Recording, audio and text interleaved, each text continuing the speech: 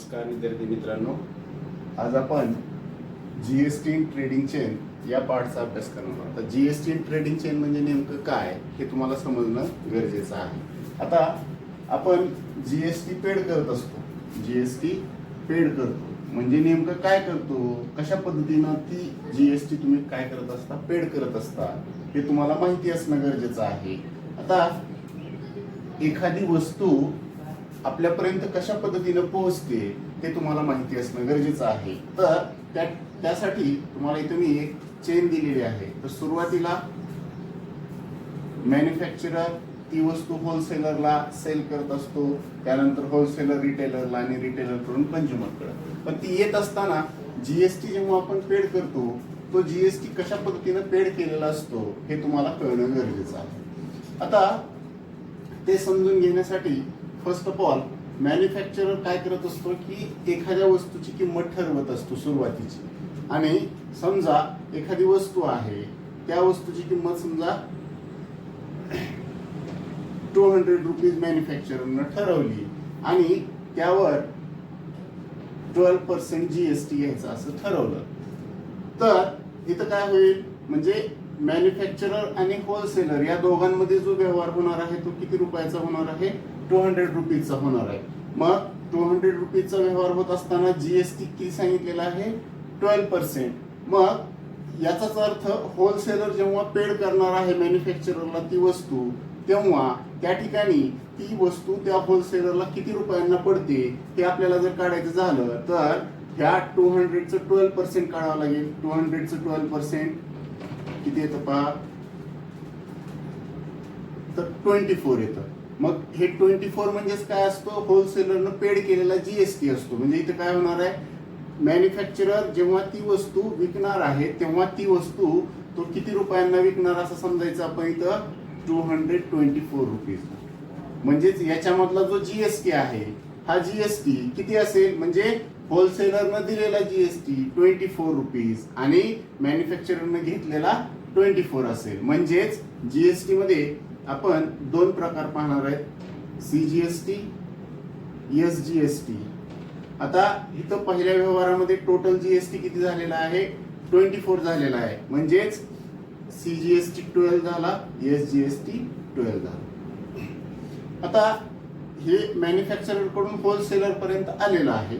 आता होलसेलर काय करतो, तो रिटेलरला ती वस्तू विकत असतो. परंतु ती वस्तू विकत असताना वस्तूची जी मॅन्युफॅक्चररची जी काही किंमत त्यांनी ठरवलेली होती त्यापेक्षा तो जास्त भावाने काय करत असतो, तो विकत असतो. समजा 300 रुपये काय असेल त्याने ठरवलेली किंमत असेल. मग 300 रुपये जर किंमत असेल तर ती किंमत आणि त्याच्यावरचा जीएसटी किती, 12% असेल. मग काय करणार आहे, रिटेलर 12% देऊन काय करणार आहे, ती वस्तू काय करणार आहे, विकत घेणार आहे. म्हणजे इथं काय होईल, 12% म्हणजे किती जीएसटी पेड करणार, 300चं 12% म्हणजेच 36.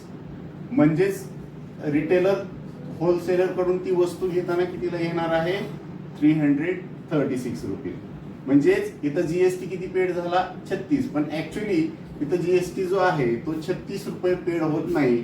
तर इथं पहिल्या व्यवहारामध्ये 24 रुपये पेड केलेला आहे, दुसऱ्या व्यवहारामध्ये 36 केलाय. परंतु दुसऱ्या व्यवहारामध्ये ऑलरेडी ह्या दोघांनी म्हणजे मॅन्युफॅक्चरर आणि होलसेलरचा व्यवहार झाला, त्याचे 24 रुपये ऑलरेडी पेड झालेला आहे. म्हणजेच इथं या दोघांमध्ये जो जीएसटी गेलाय तो जीएसटी कितीचा गेलेला आहे, 36 मायनस 24. म्हणजेच 12 रुपीज फक्त जीएसटी रिटेलरनं पेड केला. म्हणजेच किती असेल, तर 6 सीजीएसटी 6 रुपीज, एसजीएसटी 6 रुपीज असेल.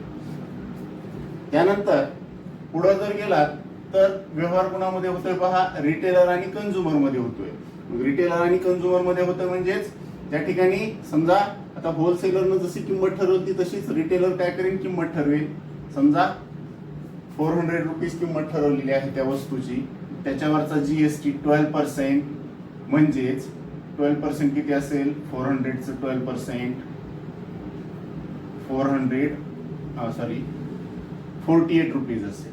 मग 48 रुपीज म्हणजेच कंझ्युमर जो आहे तो रिटेलरला किती रुपये देणार, 448 परंतु याच्यातला जो जीएसटी आहे तो किती झाला 48. पण ऍक्च्युअली कंझ्युमरनं त्याच्यामध्ये जीएसटी किती पेड केला हे आपल्याला काढणं गरजेचं आहे. म्हणून काय करायचं, कंझ्युमर किती पेड करेल 48 मायनस 36 इज इक्वल टू 12. म्हणजेच हे आता कसं आलं तर इथं ऑलरेडी पहिला 24 रुपये पेड केलेला होता. इथं 36 जरी आलेला असला तर त्यातला त्या 36 मधला ऑलरेडी 24 रुपये इथं पेड केलाय. म्हणजे शिल्लक राहिलेला जो असेल तो कोण पेड करेल तर रिटेलर पेड करेल. आणि रिटेलर आणि कंझ्युमर मध्ये तसंच आहे. इथं 48 रुपये जीएसटी जरी दिसत असेल तरी सुद्धा त्या ठिकाणी पेड केलेला जो जीएसटी आहे तो किती असेल, ऑलरेडी इथं 24 झालेला होता. 24 मधला हा 1236 आणि नंतर हे 12. अशा पद्धतीनं हा जीएसटी पेड केलेला असतो. आणि इथं किती असेल मग 6 आणि हे 6. आता इथं जर टोटल जर केली तर आपली टोटल 48 यायला पाहिजे. टोटल 48 त्यासाठी तर कंझ्युमरनं पेड केलेला जीएसटी येतो. म्हणजे इथे किती येतं बघा, हे 24 येणार, हे 24. मग सीजीएसटी 24 आणि एसजीएसटी 24 म्हणजेच टोटल जीएसटी किती असेल 48. तर अशा पद्धतीने ज्यावेळेस जीएसटी पेड केला जातो त्यावेळेस त्या पेड केलेल्या जीएसटीलाच काय म्हणायचं, जीएसटी इन ट्रेडिंग चेन. आता याच्यामध्ये एक 2-3 गोष्टी महत्वाच्या आहेत. इथं लक्षात ठेवायची बाब कशी बघा, मॅन्युफॅक्चरर जेव्हा होलसेलरला वस्तू विकतो तेव्हा होलसेलर काय करत असतो, त्याला जीएसटी देत असतो म्हणजे पेड करत असतो. आणि मॅन्युफॅक्चरर काय करत असतो, होलसेलर कडून घेत असतो. म्हणजेच मॅन्युफॅक्चरर जेव्हा घेतो तेव्हा त्याला काय म्हणायचं, कलेक्टेड जीएसटी. मॅन्युफॅक्चरर होलसेलर कडून घेतो तेव्हा त्याला कलेक्टेड जीएसटी म्हणायचं. आणि होलसेलर जेव्हा मॅन्युफॅक्चररला देतो तेव्हा त्याला काय म्हणायचं, पेड जीएसटी. तिथं या दोघांच्या व्यवहारामध्ये सेम तसंच होलसेलर आणि रिटेलर मध्ये सुद्धा तसंच असेल. होलसेलर जेव्हा रिटेलर कडून घेतो त्याला कलेक्टेड जीएसटी म्हणायचं आणि रिटेलर जेव्हा होलसेलरला देतो तेव्हा त्याला पेड जीएसटी म्हणायचं. मग जेव्हा कलेक्टेड जीएसटी आणि पेड जीएसटी, मग नेमकं कलेक्टेड जीएसटी म्हणजेच at the time of sale, at the time of sale म्हणजेच त्याला आउटपुट टॅक्स असं म्हणायचं. म्हणजे सेलिंगच्या टायमिंगला जो आपण टॅक्स पेड करतो त्याला आउटपुट टॅक्स म्हणायचं. आणि पेड जीएसटी म्हणजे at the time of purchase, म्हणजे at the time of purchase जो जीएसटी आपण पेड करतो त्याला काय म्हणायचं तर इनपुट टॅक्स.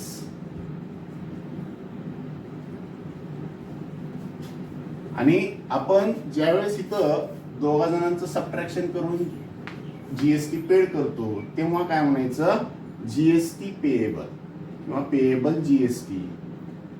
पेएबल जीएसटी कसा काढतो आपण, तर दोघांचं सबट्रॅक्शन. म्हणजे आता हा 36 आहे, हा 36 म्हणजे कसा आपण घेतला तर 36 होलसेलरनं कलेक्ट केलेला, कोणाकडून, रिटेलर कडून. म्हणून कलेक्ट म्हणजेच आउटपुट टॅक्स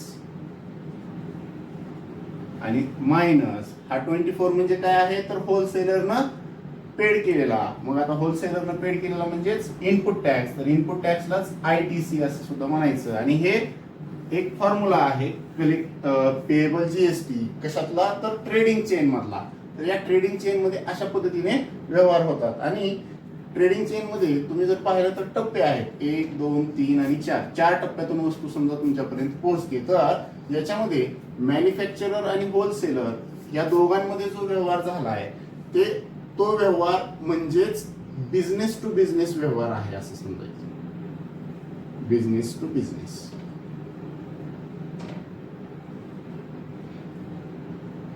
म्हणजेच हे जीएसटी धारक असणार आहे. ते जीएसटी धारक असणार म्हणजे त्यांच्याकडे जीएसटी आयन असणार आहे. ह्या दोघांमध्ये जो व्यवहार होतो त्याला बिझनेस टू बिझनेस असं म्हणायचं. आणि त्यालाच नोटिफाय करताना B2B असं देखील केलं जातं.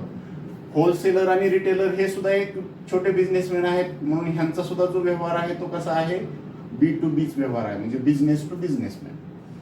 आणि रिटेलर आणि कंझ्युमर मध्ये रिटेलर हा एक बिझनेसमॅन असतो पण कंझ्युमर हा एक ग्राहक असतो. तो कंझ्युमर जो आहे तो परत तो वस्तू विकत नाही, तो स्वतःपाशीच ठेवतो. म्हणून इथं जो व्यवहार झालेला आहे त्याला बिझनेसमॅन टू कंझ्युमर म्हणून त्याला B2C असं म्हणायचं. म्हणजे इथं व्यवहार होत असताना B2B दोघांमधला आणि B2C. तर हे अशा पद्धतीनं ट्रेडिंग चेन मध्ये आपल्याला जीएसटी फाइंड आउट करायचा आहे. तर या पद्धतीनं फक्त लक्षात ठेवायचं की पेड केलेला जीएसटी कोणता आहे आणि कलेक्ट केलेला जीएसटी कोणता आहे. त्या पद्धतीनं पेड केलेला जीएसटी म्हणजेच त्या ठिकाणी इनपुट टॅक्स म्हणायचं आणि कलेक्ट केलेला जीएसटी म्हणजे आउटपुट टॅक्स. तर अशा पद्धतीनं तुम्हाला ट्रेडिंग चेनवर आधारित काय करायचे आहेत, एक्झाम्पल सोडवायची आहेत. आणि एक्झाम्पल सोडवत असताना फक्त लक्षात ठेवा पेड जीएसटी कोणता आणि कलेक्टेड जीएसटी कोणता. तर त्याच पद्धतीनं आपल्याला काही उदाहरणं पाहता येऊ शकतात. तर आपण काय करूयात, उदाहरणं पाहूयात. बघा आता या एक्झाम्पल मध्ये आपल्याला जे मगाशी मी सांगितलेलं आहे त्या पद्धतीने तुम्हाला सोडवता येईल. मग इथं तुम्हाला फक्त जीएसटी पेएबल फाइंड आउट करायचं आहे. आपण फॉर्म्युला लक्षात ठेवायचा, GST payable is equal to output tax minus ITC. Output tax म्हणजे कलेक्टेड जीएसटी आणि आयटीसी मीन्स पेड जीएसटी, हे लक्षात ठेवा. आता इथं पहा उदाहरणामध्ये दिलंय काय हे तुम्हाला कळणं गरजेचं आहे. Chetana stores paid total GST of ₹1,05,000 at the time of purchase and collected GST ₹1,22,500 at the time of sale during 1st July 2017 to 31st July 2017. Find the GST payable by Chetna stores. आता इथं पहा आपल्याला एक गोष्ट नेहमी लक्षात ठेवायची की कलेक्टेड जीएसटी कोणता आणि पेड इथं प्रश्नामध्ये मेन्शन केलेलं असतं, त्याच्यामुळे इथं काय अडचण यायची नाही. परंतु ते लक्षात आलं पाहिजे पेड कोणता आणि कलेक्टेड कोणता. म्हणजेच पेड जीएसटी म्हणजे नेमकं काय, तर इथं पहा पेड जीएसटीलाच आपण काय म्हणतो, इनपुट टॅक्स. मग इथं आपण मेन्शन करू शकतो इनपुट टॅक्स हा कधी घेतला जातो, तर at the time of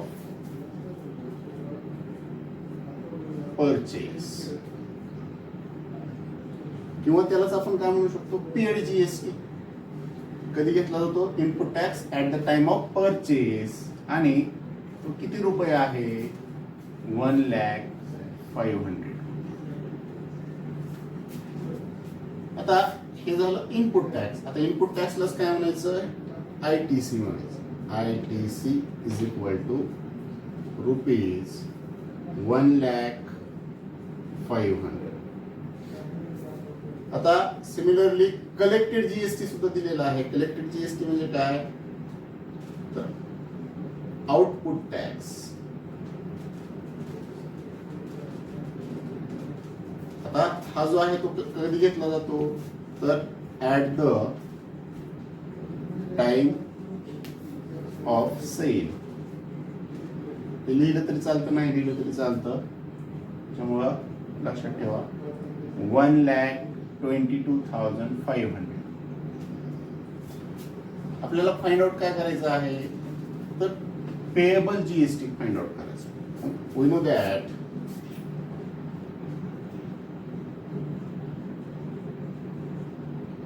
GST payable is equal to output tax minus ITC. Output tax तुम्हाला माहिती आहे 1,22,500 मायनस ITC आहे 1,05,000. तर इथं जर तुम्ही सबट्रॅक्शन जर केलं तर सबट्रॅक्शन किती येतं पहा, 22,000 येतं. आता हे 22,000 सबट्रॅक्शन आलं म्हणजे आता हे जीएसटी पेएबल झालं.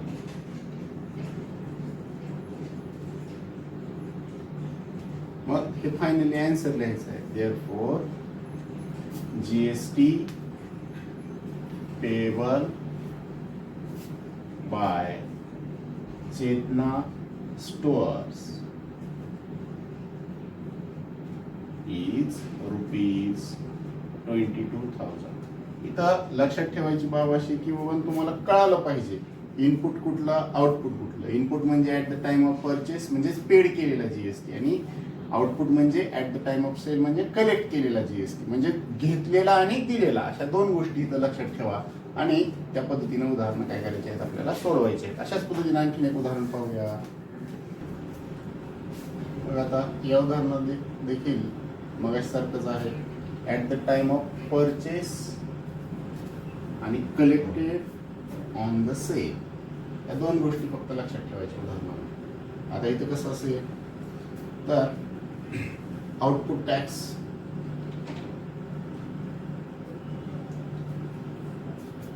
at the time of sale. At the time of sale output tax किती असेल ₹14,750. त्यानंतर इनपुट टॅक्स असेल. इनपुट टॅक्स म्हणजेच at the time of purchase काय असेल ₹12,500. म्हणजेच काय असेल therefore ITC is equal to ₹12,500. इथं आता we know that आपल्याला इथं सुद्धा जीएसटी पेएबल काढायचा आहे. मग काय असेल GST payable is equal to output tax minus ITC. त्याच्यामध्ये व्हॅल्यू सबस्टिट्यूट करा. आउटपुट टॅक्स आहे 14,750 मायनस 12,500. इथे सबट्रॅक्शन करून घ्या. 0 0 2 2 1 1 0. म्हणजेच काय तर GST payable bye Najma proprietor. therefore GST payable by Nazma is ₹2200. तर हे अशा पद्धतीनं आपल्याला आणखीन उदाहरणं काही सोडवता येऊ शकतात. तर याच्यामध्ये फक्त लक्षात ठेवा आउटपुट कोणतं इनपुट कोणतं प्रश्नामध्ये मेन्शन केलेलं असतं. परचेस किंवा पेड म्हणलेलं असेल तर इनपुट आणि कलेक्टेड ऑन सेल असं जर म्हणलेलं असेल तर आउटपुट. अशा पद्धतीनं आपल्याला उदाहरणं काय करायची आहे सोडवायचे. प्रत्येक उदाहरणामध्ये हेच लक्षात ठेवायचं की इनपुट कोणता आउटपुट कोणता. तर अशाच पद्धतीने आणखीन एक उदाहरण आपण काय करूया पाहूया. आता या एक्झाम्पल मध्ये जरा थोडंसं वेगळं दिलेलं आहे. ते काय केलेलं आहे की Malik gas agency purchased some gas cylinders for industrial use for 24,500 and sold them for local customer 26,500. म्हणजे 24,500 रुपयांना खरेदी केली आणि 26,500 ला विकले. त्यावेळेस जीएसटी 5% दिला. म्हणजे ही जी अमाऊंट आहे ही जीएसटीची अमाऊंट नाही हे लक्षात ठेवा. बऱ्याच वेळेस एक खरेदी केलेली किंमत आणि सेल केलेली किंमत ह्या दोन्ही किमतीमध्ये तुमचं कन्फ्युजन होतं आणि यालाच तुम्ही काय करता याला इनपुट टॅक्स म्हणता आणि याला आउटपुट टॅक्स म्हणता. तर ते तसं नाही. रेट दिलेला जर असेल तर पहिल्यांदा त्या अमाऊंटवरून जीएसटी काढून घ्यावं. मग आपल्याला इथं काय आहे पहा अगोदर गिवन मध्ये परचेस प्राइस आपल्याला माहिती आहे 24,500. त्यानंतर सेलिंग प्राइस माहिती आहे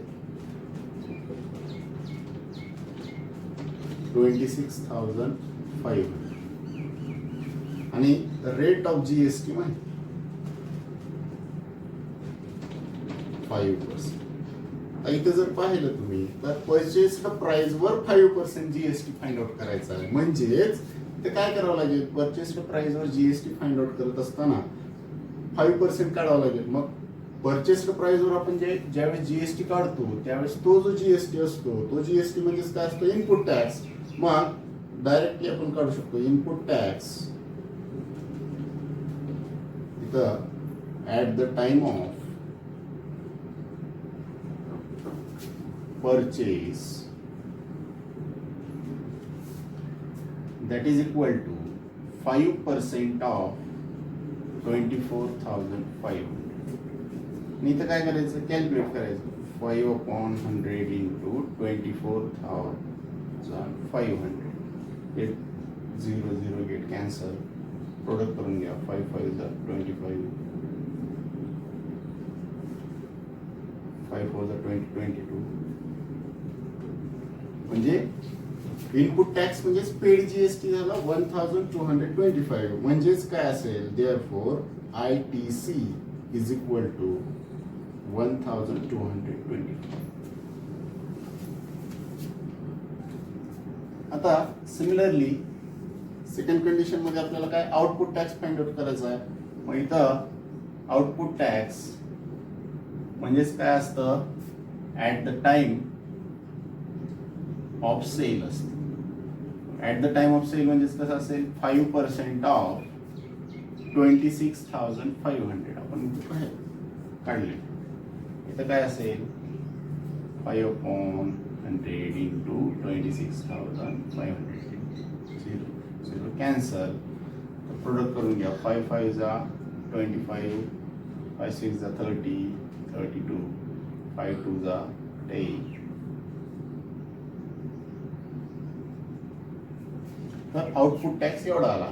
मग आता इनपुट टॅक्स माहिती आहे आउटपुट टॅक्स म्हणजेच ITC माहिती आहे तुम्हाला. मग GST पेएबल काढू शकताय तुम्ही. GST payable is equal to output tax minus ITC.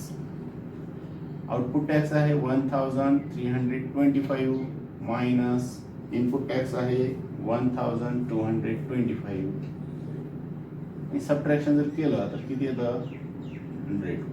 म्हणजे पेएबल जीएसटी किती आला 100 रुपीज आला. पण आपल्याला काढायचं काय आहे तर CGST आणि UTGST. आता UTGST म्हणजे नेमकं काय तर इथं तुम्हाला कंडिशन मध्ये सांगितलं की union territories there is a UTGST instead of SGST. म्हणजे तुमचे केंद्रशासित प्रदेश आहेत त्या केंद्रशासित प्रदेशामध्ये SGST च्या ऐवजी काय म्हणायचं त्याला UTGST म्हणजे युनियन टेरिटरीज.